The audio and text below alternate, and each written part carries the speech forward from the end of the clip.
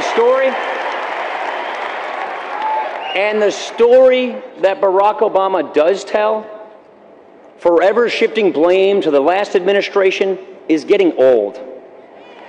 The man assumed office almost 4 years ago. Isn't it about time he assumed responsibility?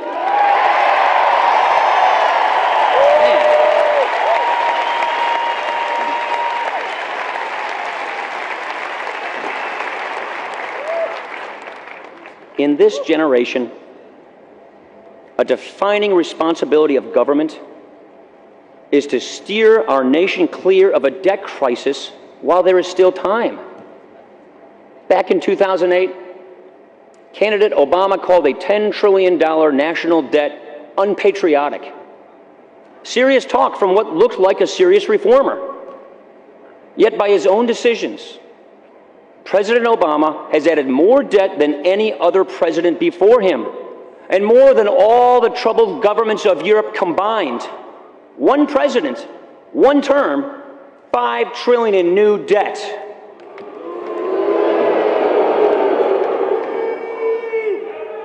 He created a new bipartisan debt commission. They came back with an urgent report. He thanked them, sent them on their way, and then did exactly nothing. Republicans stepped up with good faith reforms and solutions equal to the problems. How did the president respond? By doing nothing. Nothing except to dodge and demagogue the issue. So here we are, $16 trillion in debt, and still he does nothing. In Europe, massive debts have put entire governments at risk of collapse, and still he does nothing. And all we have heard from this president and his team are attacks on anyone who dares to point out the obvious. They have no answer to this simple reality. We need to stop spending money we don't have. Really simple. Not that hard.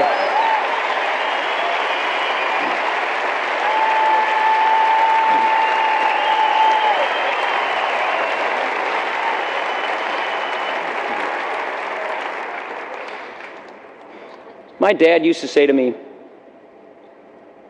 "Son, you have a choice. You can be part of the problem, or you can be part of the solution." The President administration has made its choices, and Mitt Romney and I have made ours. Before the math and the momentum overwhelm us all, we are going to solve this nation's economic problems.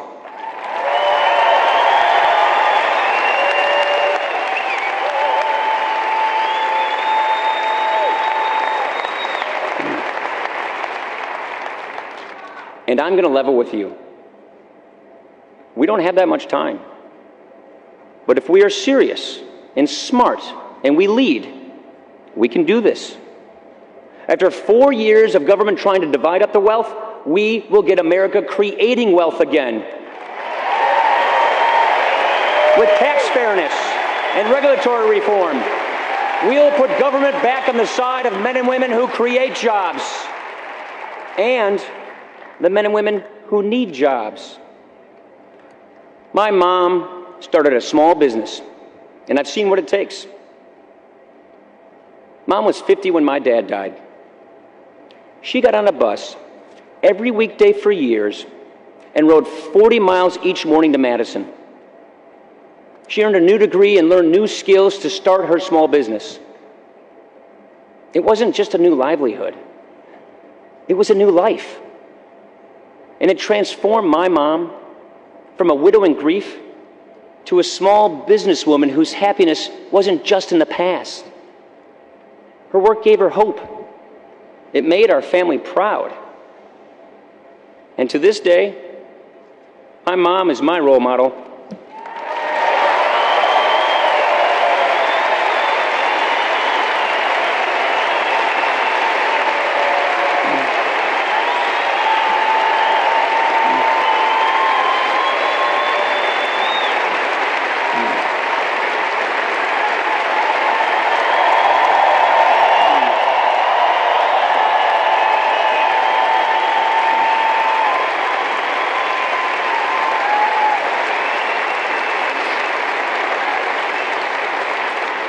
Behind every small business, there's a story worth knowing. All the corner shops in our towns and cities, the restaurants, cleaners, gyms, hair salons, hardware stores, these didn't come out of nowhere. A lot of heart goes into each one. And if small business people say they made it on their own, all they're saying is that nobody else worked 7 days a week in their place. Nobody showed up in their place to open the door at 5 in the morning. Nobody did their thinking and worrying and sweating for them. After all that work, and in a bad economy, it sure doesn't help to hear from their president that government gets the credit. What they deserve to hear is the truth. Yes, you did build that.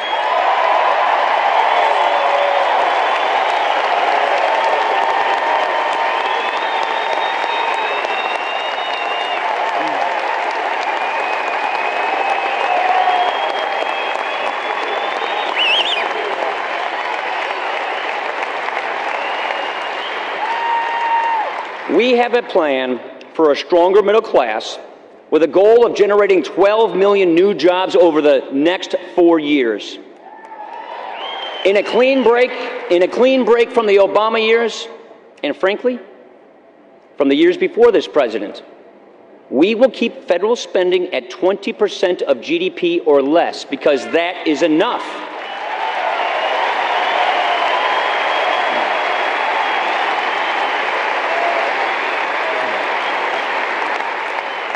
The choice is whether to put hard limits on economic growth or hard limits on the size of government. And we choose to limit government.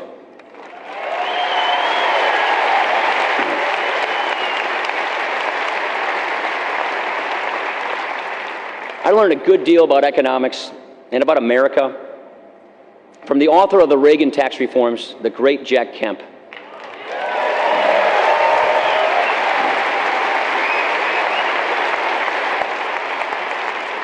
What gave Jack that incredible enthusiasm was his belief in the possibilities of free people, in the power of free enterprise and strong communities to overcome poverty and despair. We need that same optimism right now. And in our dealings with other nations, a Romney-Ryan administration will speak with confidence and clarity. Whenever men and women rise up for their own freedom, they will know that the American president is on their side.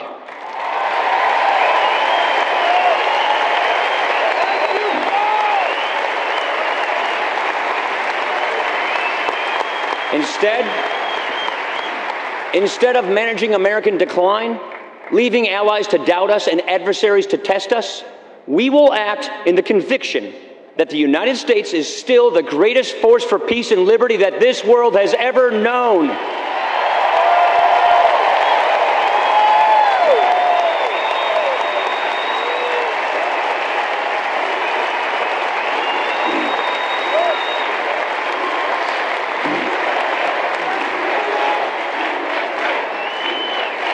President Obama is the kind of politician who puts promises on the record and then calls that the record. But we are 4 years into this presidency. The issue is not the economy that Barack Obama inherited, not the economy that he envisions, but this economy that we are living.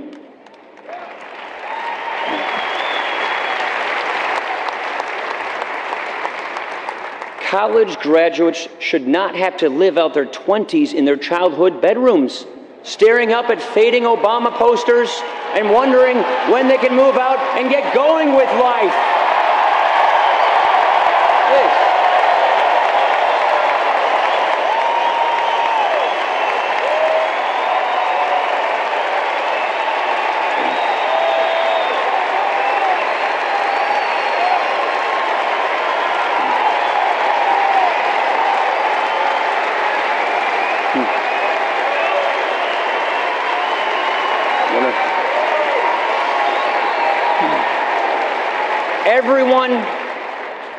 Everyone who feels stuck in the Obama economy is right to focus on the here and now. And I hope you understand this too. If you're feeling left out or passed by, you have not failed. Your leaders have failed you. None of us should have to settle for the best this administration offers. A dull, adventureless journey from one entitlement to the next, a government-planned life, a country where everything is free but us. Listen to the way we're already spoken to.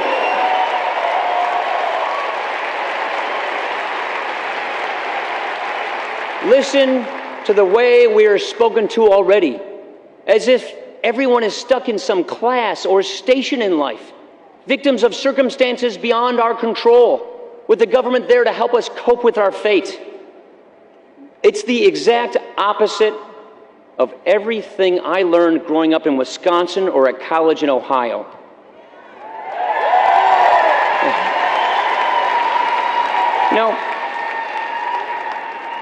When I was waiting tables, washing dishes, or mowing lawns for money, I never thought of myself as stuck in some station in life. I was on my own path, my own journey, an American journey, where I could think for myself, decide for myself, define happiness for myself. That's what we do in this country. That's the American dream. That's freedom, and I'll take it any day over the supervision and sanctimony of the central planners.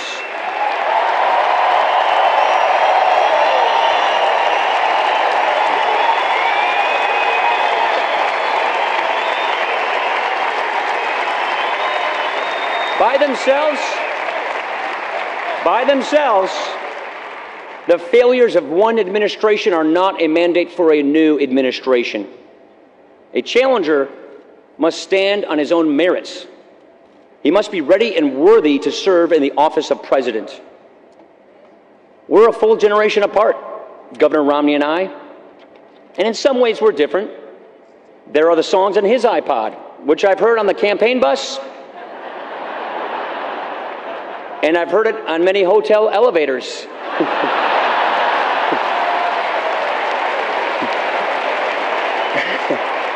He actually urged me to play some of these songs at campaign rallies. I said, look, I hope it's not a deal breaker, Mitt, but my playlist, it starts with AC/DC and it ends with Zeppelin.